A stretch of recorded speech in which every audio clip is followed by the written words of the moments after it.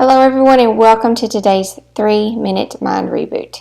Today is all about why is everyone against me? We've all had those times when we've thought, oh, I'm just not good enough. I can't do it right in comparison to other people, and you compare yourself and you just feel like, I just can't get it right and nobody really likes what I'm doing. Nobody likes me at all. And so you feel like the whole world is against you, life is against you, you just can't do it right. If you find yourself here, I'm going to give you 3 things for you to try out the next time you find yourself in this really low place. This can cause you to go into a place of hopelessness and despair, and we really don't want to spend a lot of time here. We want to pull ourselves out of this space as quickly as we possibly can if we get here. So the first thing that I want you to remember is to stop wanting to suffer.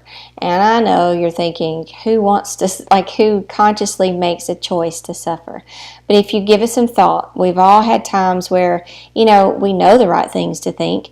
We know what we should be doing, and we know that it's not good to sit in these negative feelings, but we choose to do it. And you have to think, why do we do that? There's something satisfying about feeling done wrong or feeling the victim.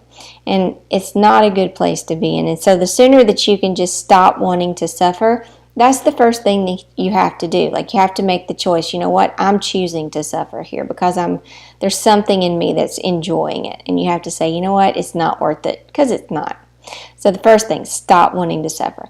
The second thing is to drop the negative self-talk. Stop the thoughts that are causing those feelings of pity, of despair, of victimhood. Stop those thoughts. You have to place those thoughts on restriction and say, nope, no more, because when I sit here and think that stream of thoughts, I end up feeling sad, lonely, hopeless, like I'll never amount to anything. I start thinking all these negative things about myself, and it doesn't feel good.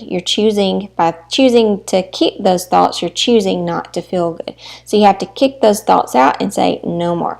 And the third thing that I want you to remember to do is to get back up and move forward. It's time, to dust yourself off and say, you know what, enough's enough. I've suffered long enough. I've felt sorry for myself long enough. I'm choosing better thoughts. Now let's get a plan of action. What can we change? What can we do differently? What can we do from this moment forward to make ourselves better? Like if you're down on yourself and saying, I just didn't do that right, and no one likes what I do, and you're feeling bad about your work or whatever, reassess. Get back up and say, okay, well, let me learn something new. Let me try it a different way. Let me take a different approach. Do something. Make a plan of action. So I hope the next time you find yourself in a low place of feeling hopeless and in despair and feeling sorry for yourself and feeling like the whole world's against you, I hope you can remember these 3 steps to do and pull yourself out of there, and you'll thank yourself for it. I hope you've enjoyed today's Mind Reboot.